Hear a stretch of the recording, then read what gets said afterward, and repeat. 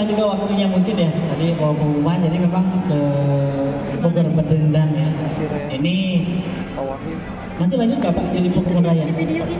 Lanjut Bogor Berdendang tanggal 21. Tanggal 21 sampai tanggal 20 Januari. 20 Januari, berarti 1 bulan ya? 1 bulan kita emang programnya 1 bulan. Iya, berarti kalau tadi bicara kaitannya dengan pariwisata, memang ini salah satu bagian dari pariwisata ya, ekonomi kreatifnya gitu, 16 subsektor pariwisata ekonomi kreatif ini seni musik ya, voice gitu. Jadi memang kalau bisa lanjut lagi Pak, dan benar-benar lebih meriah lagi Pak ya, seperti itu gitu. Kita sih sebenarnya pengennya lebih ditanya aja gitu Pak kalau bisa gitu. Kalau Pusat kan udah satu kolaborasi selama sebulan ini ya. Siap. Seperti itu. Mudah-mudahan udah terlahir dengan juara yang sangat bagus sekali di sini. Yang belum mungkin nanti berkesempatan untuk jadi juara, saya yakin ada kesempatannya nanti gitu. Seperti itu. Jadi harus selalu ikut ya, berprestasi terus. Apalagi yang junior nih, gitu. Ini peluangnya banyak sekali gitu. Mungkin gak hanya di sini, nanti setelah dari sini lahir juara-juara Indonesian Idol kayaknya Pak gitu. Ini ingetnya nanti mau Pak Wahyu kayaknya ntar. Gitu seperti itu. Itu aja sih Pak. Mungkin untuk pariwisata memang butuh sekali untuk vokal-vokal seperti ini Pak. Memerlukan sekali untuk entertainmentnya ya. Itu aja sih Pak ya. Iya, terima kasih Kang Jamaluddin. Yang kedua mungkin sedikit aja sih. Ayo enggak boleh juga banyak juga. Kita bergeser ke Kang Robi. Iya Kang Robi. Ya, karena kita di Sunda ya, Kang sama Teteh. Iya, silakan Kang Robi. Apa yang mau disampaikan untuk support UMKM ini, terus harapannya bersama dengan Pegadaian seperti apa? Assalamualaikum warahmatullahi wabarakatuh.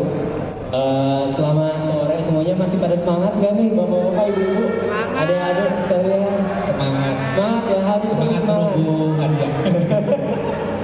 Iya, perkenalkan sekali lagi saya Robi dari Pegadaian, perwakilan dari Pegadaian Bogor. Alhamdulillah dengan adanya rencana acara ini ya, memang selain untuk melihat potensi apa ya, bibit-bibit muda nih gitu, yang tentang kompetisi menyanyi dan lain-lain, itu bagus, acaranya bagus sekali. Karena itu kan sebagai salah satu apa ya, buat masa depan juga Pak ya gitu. Kita kenalin dulu nih potensi diri dari sejak masih kecil, itu bagus. Itu hal yang bagus sekali. Nah, mudah-mudahan dari Pegadaian pun bisa mensupport, karena kan memang kalau kita bicara tentang masa depan kan agak penuh keraguan gitu ya, tidak pasti gitu. Nggak ada yang tahu rencana masa depan nanti seperti apa gitu, termasuk dalam keuangan juga. Nah, dari sini Pegadaian bisa mensupport lah dalam hal investasi, karena kan investasi juga untuk masa depan Pak Bu, terutama kalau misalkan nih ibu bapak punya anak masih kecil nih, baru masuk SD gitu, mau masuk SMP pasti butuh biaya, masuk SMA butuh biaya. Nah, kalau misalkan menyiapkan biayanya itu tiba-tiba mendadak, itu pasti berat gitu. Nah, kalau misalkan kebetulan Pegadaian memang ada investasi emas Bu, seperti itu. Nah, itu bisa direncanakan dari misalkan anaknya masih kecil, masih SD, 6 tahun lagi mau masuk SMP nih, ini bisa dicicil lewat emas. Karena kan saya yakin lah kalau ibu-ibu mah sudah punya emas nih banyak, punya cincin, perhiasan lah, kalung, mungkin logam mulia juga punya ibu-ibu nih. Saya yakin lah, karena kan emas itu sudah diajarkan dari nenek moyang kita, dari kakek nenek. Ibu kalau dulu pasti dikasih anting lah gitu sama orang tuanya. Itu kalau misalkan harga emas tiap tahun itu cenderung naik terus Bu. Kalau misalkan ibu punya emas nih tahun 2005 dijual hari ini, itu wah luar biasa Bu, naik gitu. Sebagai contoh aja emas Bu, ada yang tahu nggak hari ini, per hari ini 1 gram emas berapa? Ada yang tahu? Ada yang tahu? Ada yang 900 berapa? Atau udah 1 juta? Nah, kalau misalkan hari ini Pak Bu, 1 gram emas itu udah sampai 900-an ribu, udah hampir menyentuh 1 juta. Bayangkan kalau misalkan ibu tahun 2017 aja punya emas 1 gram, tahun 2017 itu masih 500 ribuan. Kalau misalkan dijual sekarang itu sudah ada tuh keuntungannya banyak banget gitu ya. Karena kan kita pun diajarkanlah dari dulu itu tentang emas. Memang kalau investasi ada banyak ya Pak ya. Ada investasi lahan, investasi properti, investasi yang sekarang ada nih yang lagi hype-nya, investasi kripto seperti itu. Ada juga saham, obligasi. Semua yang namanya investasi itu memang bagus. Gak ada yang gak bagus yang namanya investasi. Cuma kan memang ada plus minusnya sendiri gitu. Nah kalau di Pegadaian, khusus untuk Bapak Ibu sama peserta di sini, karena kita sudah komitmen sama GSRA, nanti kita bukakan bagi yang belum mempunyai tabungan emas, itu nanti kita bukakan tabungan emas secara gratis. Berikut sudah ada saldonya juga. Gitu. Jadi nanti tinggal ibu bapak menabung aja nih. Kalau misalkan mau buat anaknya 3 tahun lagi masuk SMP, boleh nih mulai dari sekarang nabung emas. Nabung emas itu sistemnya kayak nabung di bank biasa Pak Bu gitu. Jadi tidak ada angsuran, beda ya Bu ya. Kalau dengan angsuran itu kita punya kewajiban per bulan harus. Kalau ini yang namanya nabung seikhlasnya, minimal 10.000 sudah bisa nabung gitu. Nah bedanya dengan yang di bank, kalau di bank nabungnya uang, dapatnya uang. Kalau di Pegadaian nabungnya uang, nanti langsung konversi jadi emas gitu. Misal hari ini 1 gram 1 juta, ibu mau nabung nih hari ini 1 juta, nanti langsung konversi jadi 1 gram gitu. Nah untuk kemudian hari, karena kan ini yang namanya investasi emas itu investasi menengah ke panjang ya Bu. Nah misalkan 3 tahun 4 tahun lagi mau dicairkan nih yang 1 gram tadi, insya Allah 3 tahun 4 tahun yang akan datang itu 1 gram udah jadi 1.200.000, 1.300.000. Nah dari situ yang namanya investasinya itu kita menjaga nilainya nih gitu. Seperti itu. Nah karena kan kalau itu memang proyeknya Pegadaian yang masih baru-baru ya. Jadi kalau dulu di Pegadaian taunya buat gadai aja ya. Buat gadai, orang yang butuh uang larinya ke Pegadaian. Kadang-kadang malu sama tetangga kiri kanan gitu. Oh saya mau ke Pegadaian malu nih. Nah kalau sekarang gitu Pegadaian, kalau misalkan ibu butuh dana boleh datang ke Pegadaian silakan. Ibu mau gadai atau mau gadain PPKP bisa juga. Atau bagi yang punya kelebihan dana, ini mungkin ada rekan-rekan UMKM yang usahanya berjalan nih berhasil bagus gitu. Nah mau butuh tambahan modal silakan ke Pegadaian. Atau misalkan udah punya penghasilannya lumayan besar nih, baiknya bijaksananya itu sebagian diinvestasikan, sebagian lagi untuk modal atau sebagian lagi untuk keperluan pribadi, ada kantong-kantongnya lah. Nah tambah satu lagi kantong buat investasi gitu. Nah kita diajarkan jadi yang butuh uang silakan ke Pegadaian, mau yang kelebihan uang pun sekarang silakan ke Pegadaian seperti itu. Mungkin itu mungkin banknya mungkin bisa tutup ya kayak kena likuidasi gitu ya. Kalau di emas itu mungkin message-nya yang sekarang lagi tren ya, Kang Robi, no riba. Ya, iya. Oke, sekarang geser mungkin ke Kang Felix Marta. Ya. Ada yang disampaikan silakan. Ya, bismillahirrahmanirrahim. Assalamualaikum warahmatullahi wabarakatuh. Selamat sore. Apa yang ingin saya sampaikan, saya sebenarnya agak kaget juga tadi Kang Jamal agak gitu, minta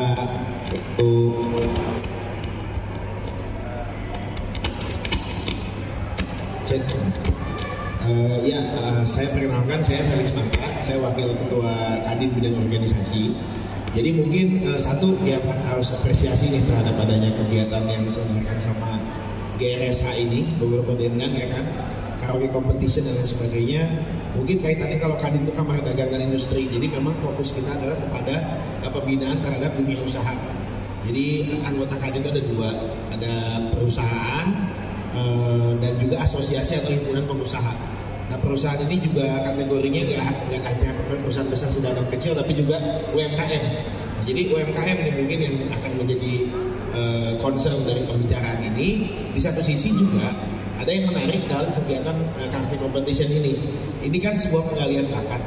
Nah, era mungkin di era milenial ini lah ya, 2000-an ke 2010, 2020 ke atas makin ekstrim lagi, era globalisasi di mana independensi industri seni sekarang menjadi kian terbuka gitu kan. Beda sama zaman-zaman kita dulu gitu, mungkin zaman saya ya latar belakang 80 sampai 2000 lah. Kalau di frame itu kan dulu semua sangat selektif ya untuk bisa menjadi pelaku-pelaku seni, untuk yang sifatnya bisa sampai ke tingkat nasional atau internasional itu kan harus lewat label, brand segala macam.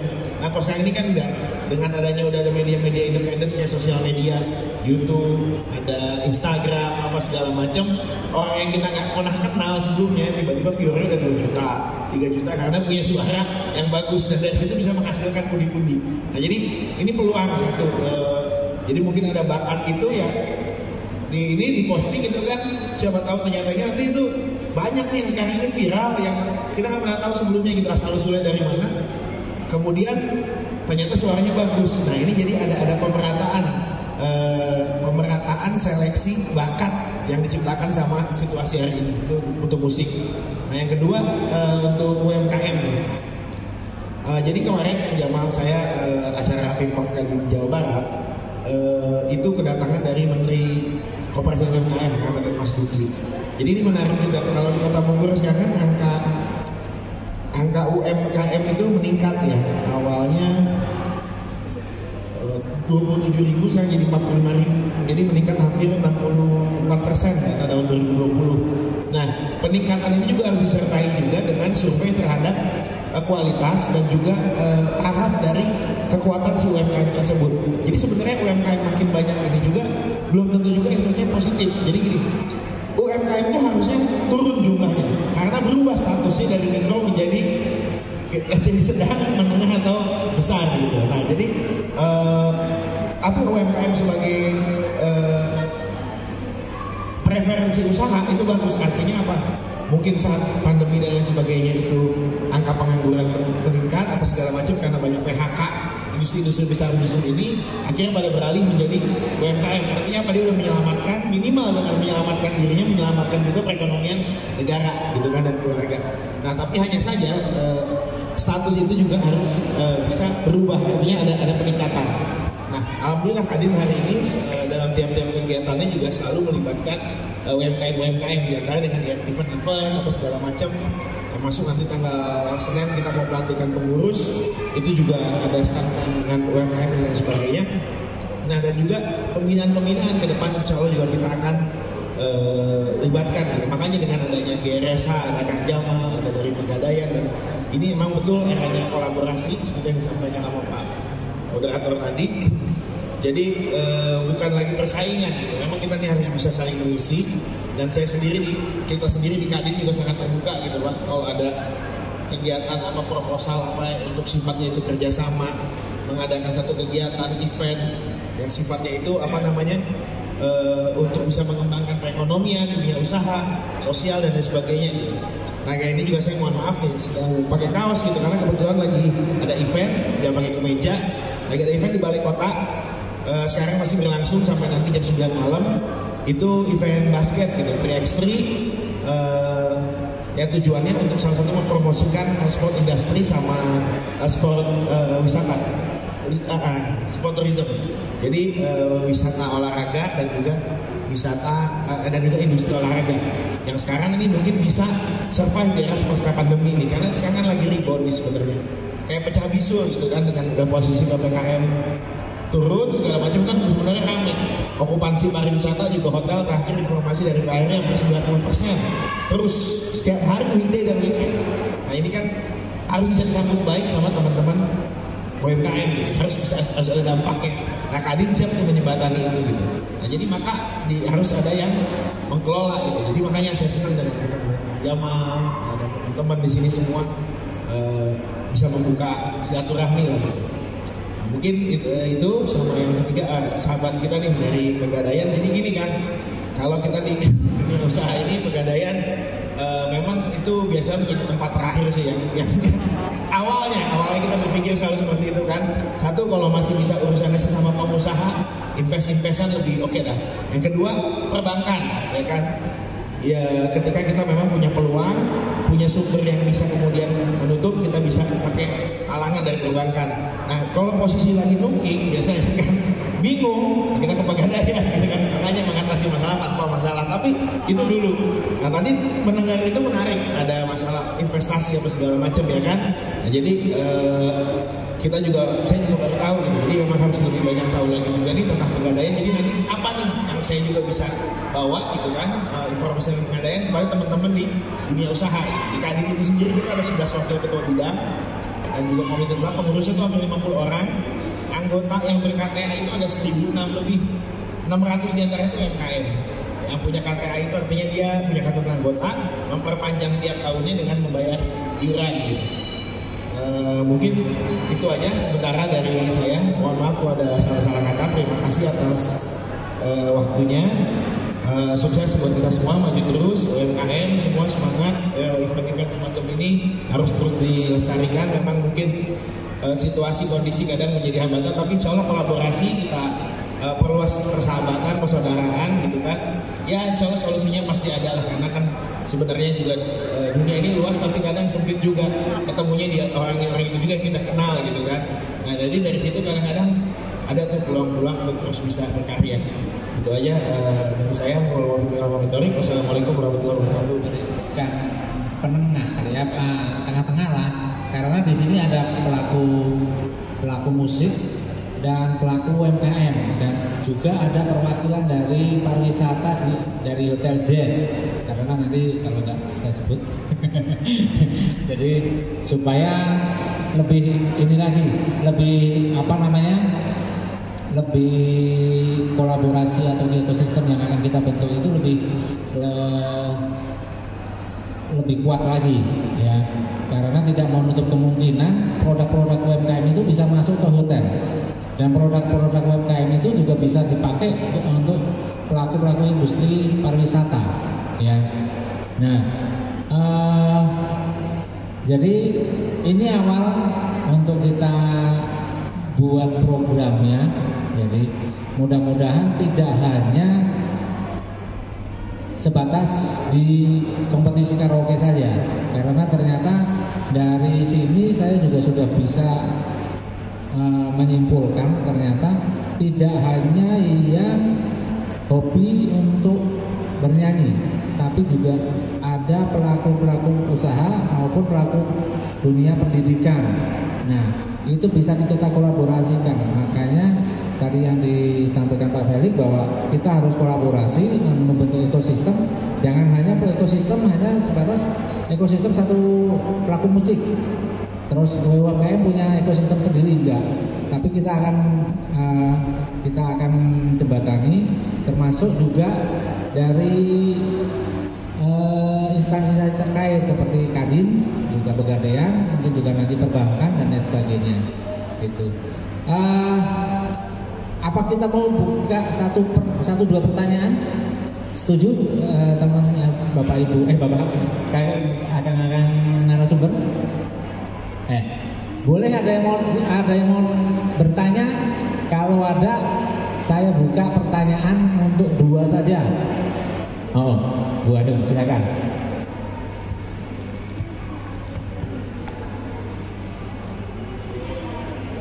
Selamat sore Bapak-Bapak. Saya mau bertanya sama Bapak Robi ya, dari Pegadaian. Alhamdulillah saya dari kecil sudah diajarkan menabung emas sampai luar biasa, untung besar gitu ya. Tapi jujur saya baru tahu kalau di Pegadaian itu ada tabungan emas, jadi luar biasa excited gitu. Pertanyaan saya, apa cara mengambilnya itu seperti di bank gitu, bisa sewaktu-waktu seperti itu? Ya itu aja kira-kira. Terima kasih. Dengan Ibu siapa tadi? Ibu Hani. Hanum. Ya. Ya. Menarik sih, bagus pertanyaannya. Nah, kalau untuk Pegadaian memang mohon maaf mungkin memang masih belum banyak yang tahu ya Bu ya tentang program tabungan emas ini. Tapi lagi memang sedang kita sebarkan, sosialisasikan seperti itu. Nah, untuk pertanyaan Ibu sendiri, nah kalau Ibu misalkan tabungan emas, sebetulnya nggak cuma tabungan emas Bu di Pegadaian, bisa juga kalau Ibu mau cicil emas bisa, atau Ibu punya grup ibu-ibu arisan, bisa arisan emas. Nah, tapi kalau khusus yang tabungan emas, ini kan dari sistemnya dulu ya Bu ya, ini lebih mirip ke tabungan bank biasa. Jadi nggak ada angsuran. Ibu misalkan mau nabung hari ini, misalkan mau nabung 100.000 deh, boleh. Bulan depan ibu punya rezeki lebih, mau nabung 2 juta, boleh. Bulan depannya lagi banyak keperluan, saya nggak sempat nabung, nggak jadi masalah gitu. Karena yang namanya nabung kan sukarela ya, gimana kemampuan. Nah, kalau untuk cara pengambilan, karena kan memang nanti langsung konversi Bu dari nominalnya yang Ibu berikan, nanti langsung konversi ke dalam bentuk gram emas per hari ini. Misalkan hari ini 1 gram 900.000, besok 1 gram 920.000 gitu. Kan beda-beda ya Bu ya. Gimana Ibu nabungnya hari apa gitu. Nah, nanti kalau sudah dikonversi, Ibu sebetulnya kalau Ibu mau ambil itu bisa 2 bentuk. Itu Ibu mau misalkan jadi uang bisa, atau Ibu mau dalam bentuk emasnya itu bisa juga nanti dicetak Bu gitu. Nah, untuk nominal cetaknya itu mulai dari 1 gram, 1 gram, 2 gram, 5 gram, 10 gram, 25 gram dan seterusnya gitu. Nah, ketentuannya kalau untuk cetak memang ada proses cetaknya dan biaya cetaknya. Tapi kalau misalkan Ibu sering main harga emas antam Bu, harga emas antam 1 gram dengan harga emas tabungan emas Pegadaian 1 gram itu lebih rendah tabungan emas. Karena apa? Karena nanti kalau misalkan Ibu mau cetak, itu ada proses cetak dan biaya cetak. Nanti harganya sama aja sama yang antam gitu. Jadi kalau jadi dalam bentuk fisik itu sama aja sebetulnya harganya. Nah, ketentuannya kalau misalkan Ibu nih mau cetak nih, itu memang harus ada yang mengendap di Pegadaian itu sejumlah cuma 0,1 gram aja Bu gitu. Jadi kalau misalkan Ibu punya 1,1 gram, Ibu mau cetak nih yang 1 gram atau mau diambil tunai, itu bisa karena masih ada sisa 0,1 gram itu. Jadi bisa dalam 2 bentuk ya Bu ya. Kalau misalkan Ibu mau urgent nih gitu, butuh uang gitu, itu bisa langsung dicetak aja. Apalagi sekarang sudah ada aplikasinya Bu, Pegadaian Digital. Jadi nanti Ibu kalau misalkan mau nabung atau mau transfer nominal emasnya atau mau dicairkan, itu lewat handphone juga bisa Bu gitu. Jadi nggak perlu ke Pegadaian gitu. Karena kan sekarang sudah digitalisasi ya Bu ya gitu. Apalagi waktu zaman-zaman pandemi yang tahun kemarin gitu. Kan kita juga menghimbau gitu Bu, agar jangan ke cabang deh gitu. Kalau misalkan bisa lewat Pegadaian Digital, lewat Pegadaian Digital seperti itu. Nah, kalau untuk perbedaannya itu satu lagi informasi tambahan. Kalau misalkan di bank kan Bu, biasanya ada biaya administrasi ya per bulan ya. Setahu saya sih ada 11.000, 13.000 macam-macam lah gitu.